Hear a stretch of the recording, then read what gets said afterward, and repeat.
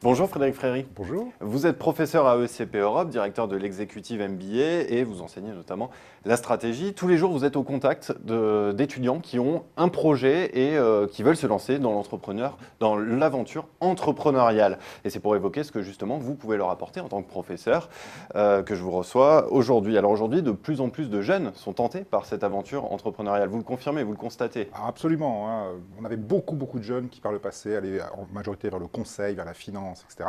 Maintenant, créer sa propre entreprise devient effectivement un objectif pour beaucoup d'entre eux. Alors comment est-ce que vous expliquez cette tendance? Il y a plein d'explications. La création d'entreprise est quelque chose qui est très à la mode, en fait. Il y a des icônes, des Mark Zuckerberg, des gens comme ça, qui évidemment sont des espèces de lumière qui attirent les jeunes. Il y a aussi le fait, il faut bien le dire, que les grandes entreprises, dans lesquelles on pouvait faire autrefois carrière toute sa vie, ne tiennent plus ces engagements-là, et peuvent finalement faire des plans de restructuration qui font que les gens qui pariaient sur une carrière longue ne peuvent plus l'avoir.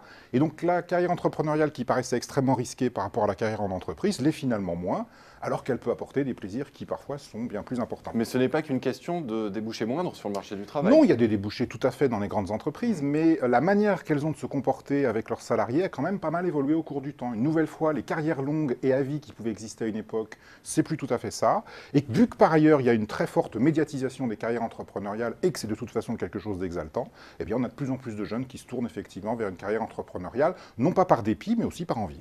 Alors vous qui êtes professeur Frédéric Fréry, comment préparer les jeunes à l'entrepreneuriat? Est-ce que la théorie sur l'entrepreneuriat, qu'est-ce qu'elle peut leur apporter? Je pense notamment au livre d'Henri Mintzberg qui expliquait, qui a titré de manière un peu provocatrice, on connaît le personnage, Managers Not MBA. Donc est-ce que la théorie est suffisante pour enseigner l'entrepreneuriat? Bien sûr que non. Bien sûr que non. Ce n'est pas un enseignement théorique dont on a besoin en entrepreneuriat. C'est bien évidemment des mises en application, des mises en situation, des simulations, mais aussi des réalités. Et effectivement, se contenter de faire, comme le dénonce Henri Mintzberg, des cas de la Harvard University pour uniquement voir des situations bien précises, etc., a très peu d'intérêt dans ce genre d'enseignement. Nous, ce qu'on fait, c'est des mises en situation, c'est la création de véritables entreprises, des projets. Et ça, alors, attention, ça ne veut pas dire qu'on nie toute espèce de réflexion et toute espèce de modélisation derrière, mais on a bien conscience du fait que ces modélisations, ces théories, ces concepts, ça leur permet simplement de descendre plus vite sur la courbe d'expérience de leur métier d'entrepreneur. Ça ne se substitue en aucune manière à une expérience réelle.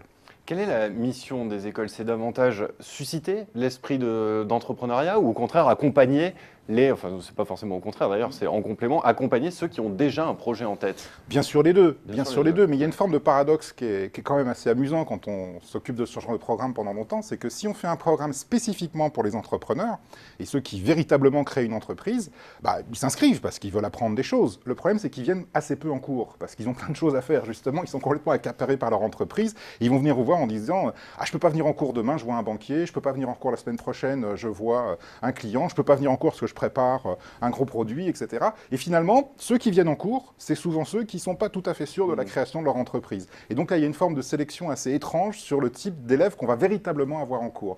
Maintenant, même ceux qui créeront vraiment leur entreprise, je pense que ça peut leur faire du bien d'avoir quand même quelques fondements qui ont été posés. Et ceux qui n'ont pas forcément envie de se lancer dans l'aventure, est-ce qu'eux aussi, on doit leur enseigner l'entrepreneuriat? Qu'est-ce qu'ils peuvent en retirer?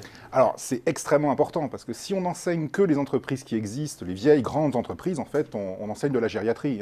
C'est-à-dire que c'est bien aussi de partir du départ et d'expliquer comment est-ce que les idées viennent au début. Il y a des choses qui peuvent exister qu'au départ. La définition d'un modèle économique, par exemple, ça, c'est l'entrepreneur qui le fait. Tout le travail de recherche de tous les partenaires extrêmement multiples que vous devez avoir pour créer un projet d'entreprise, ça, c'est l'entrepreneur qui le fait. Et ces compétences-là, même si vous ne créez jamais une entreprise plus tard, elles peuvent être extrêmement utiles dans une carrière de manager à l'intérieur d'une entreprise. On utilise quelquefois le terme intrapreneur pour dire que de plus en plus de managers, on leur demande d'avoir un comportement d'entrepreneur, mais à l'intérieur d'une entreprise. Et c'est pour ça que même dans un programme comme un Executive MBA, qui a priori forme des dirigeants et pas des entrepreneurs, eh bien on met de la formation à l'entrepreneuriat un petit peu, parce que c'est utile d'avoir ces connaissances-là, ces compétences-là, pour pouvoir aussi être un dirigeant et un manager. Eh bien Frédéric Fréry, je vous remercie pour cet éclairage sur comment est-ce qu'on enseigne l'entrepreneuriat dans les business schools. Merci. Merci.